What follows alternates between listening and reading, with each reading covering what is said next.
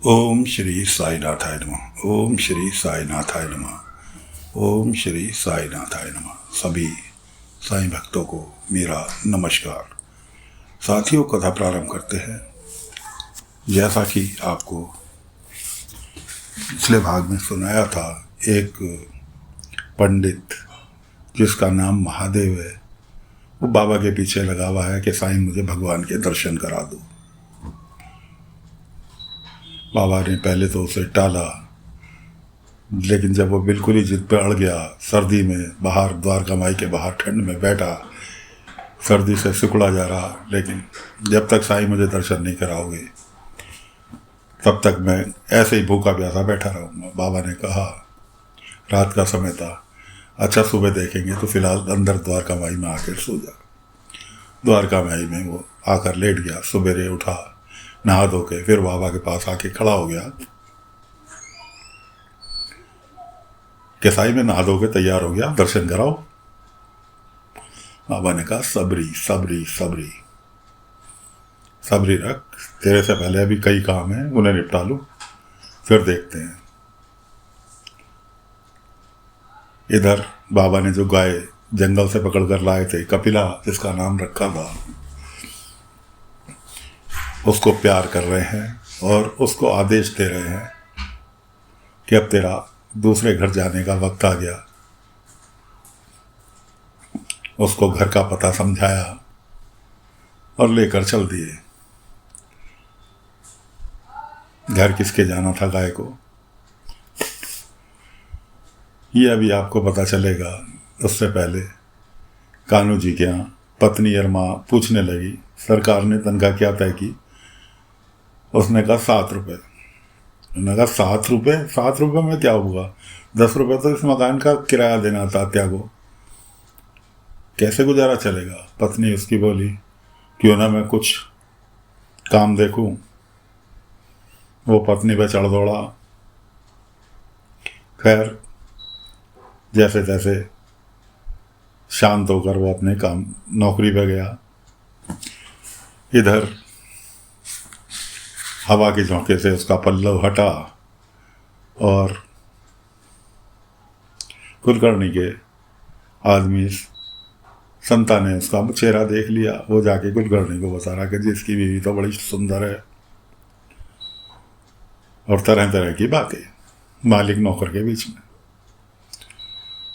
इसने सुन ली और ये वहाँ से भी अपना बोरिया बिस्तर समेटने की तैयारी करने लगा। कुलकर्णी तो आखिर कुलकर्णी है, शिरडी का मुखिया।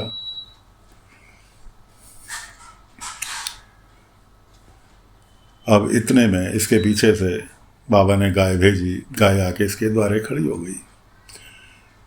पत्नी इसकी, कान्हू जी की पत्नी का नाम सुशीला था। सुशीला उसे कुछ खाना वाना, आटा वाटा गाय को खिलाने लगी। आटा वगैरह खिलाने लगी, गाय अंदर आके खड़ी हो गई। इतने में कान्हू जी आया, कुलकर्णी क्या से झक मार के उसने गाय को देखा। डांटने तो जा रहा था वो सुशीला को कि संता ने तेरा चेहरा कैसे देखा, लेकिन गाय को देख के उसकी आत्मा प्रसन्न हो गई कि भाई गाय बंधी हुई है अपने यहाँ। उसकी पत्नी कहने लगी, क्यों ना हम इसकी गाय की को अपने यहाँ रख ले। उसने कहा, हाँ शौक से रखो, कि इसका तो जो दूध निकलेगा उसका मैं दही जमाऊंगी और दही जमा के बाजार में बेचने जाऊंगी। अब कान्हू जी की फिर तौरी चढ़ी, बाजार में बेचने जाएगी। मैं कहा, नहीं नहीं, सासू माँ को साथ लेकर जाऊंगी, अकेले नहीं जाऊंगी। कोई बात नहीं जी। दही दूध निकाला गाय का। वो गाय तो बाबा की भेजी हुई थी, तो दूध भला क्यों नहीं देती। गाय ने दूध दिया, दूध का दही जमाया। दही जमाने के लिए जामन चाहिए था, वो लेने चली गई बाय जमा के यहाँ। बाय जमा के यहाँ से जामन ले आई, दही जमाया। अगले दिन सुबह दही बेचने की बारी आई।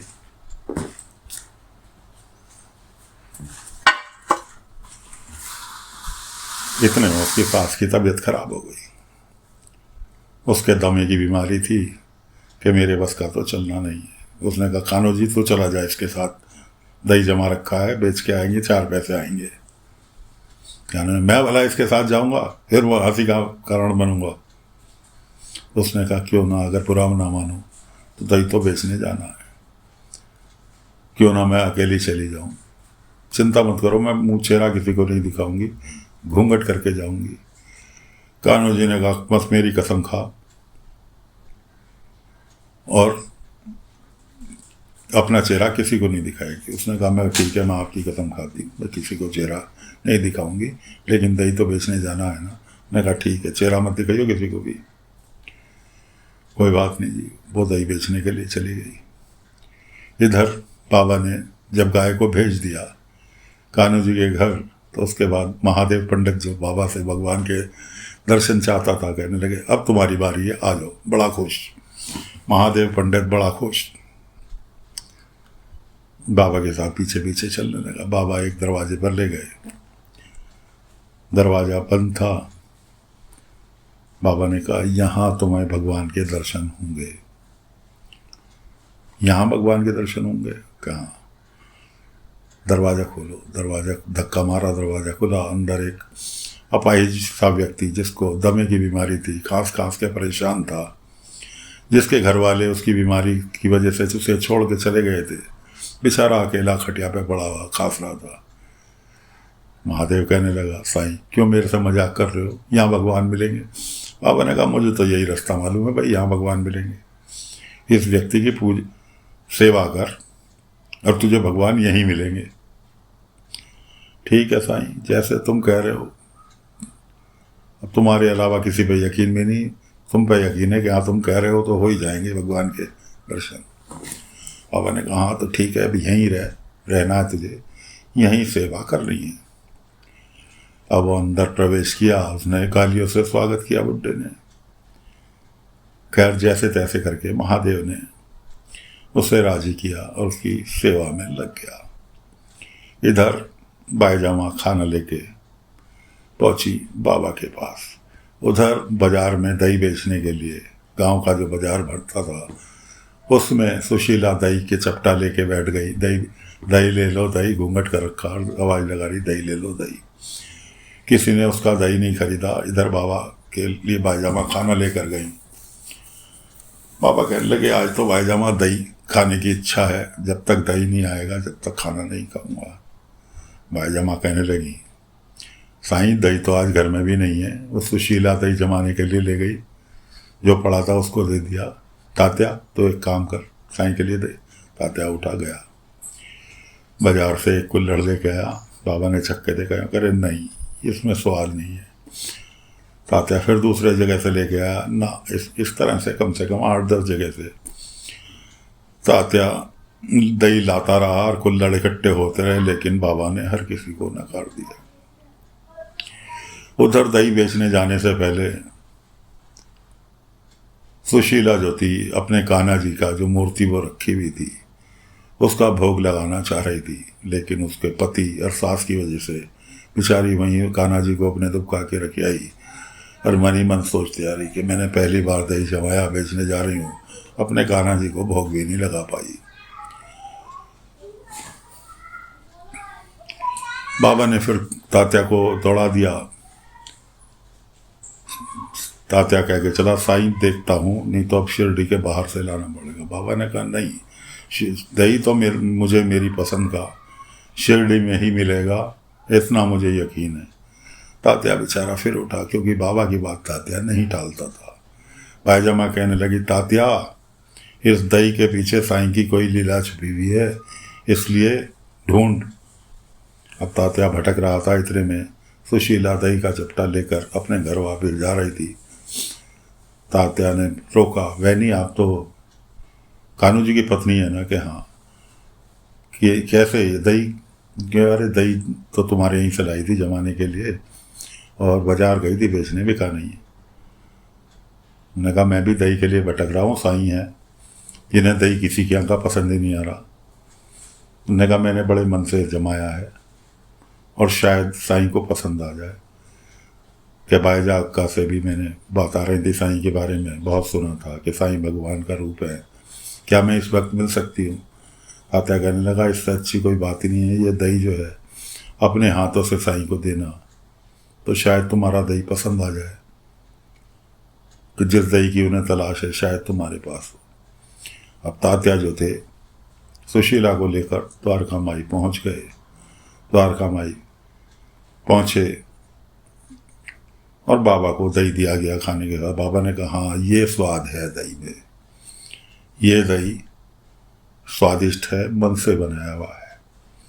खैर बाबा ने खाना खाने लगे। बाबा ने खाना खा लिया, दही भी खा लिया। सुशीला से कहने लगे तुमने मुझे साईं बाबा कहा है, ये पूरी शिरडी एक ही परिवार है, फिर भी ये पर्दा क्यों, घूंघट क्यों? भाईजमा बीच में बोली कि साईं, इसके सास बता रही थी कि इनकी क्या प्रथा है घूंघट करने की, कि ये मर्दों के को तो छोड़ो, ये औरतों के आगे भी घूंघट नहीं खोलती। बाबा ने कहा बेटा तूने मुझे बाबा कहा है, तो बाबा के सामने तो बेपर्दा होने में कोई बात। तो दोस्तों कथा को फिलहाल विराम यहीं पर दे रहे हैं। क्या सुशीला बाबा के सामने अपना घूंघट हटाएगी? क्या महादेव पंडित को, जो कि वेद पुराण पढ़े हुए है, ज्ञानी पंडित है, लेकिन भगवान के दर्शन की तलाश में बाबा के पास आया है कि साईं उसे भगवान से मिलवाएंगे, और वो जी जान से इस वक्त उस बीमार व्यक्ति की सेवा में लगा हुआ है, क्या उसको भगवान मिल पाएंगे? भगवान उसको दर्शन देंगे? साथ बनाए रखें। अगले अंक में अवश्य आपको सुनाएंगे कि भगवान ने महादेव पंडित को दर्शन दिए या नहीं। इसी के साथ कथा को विराम देते हैं। ओम साई राम, ओम साई राम, ओम साई राम।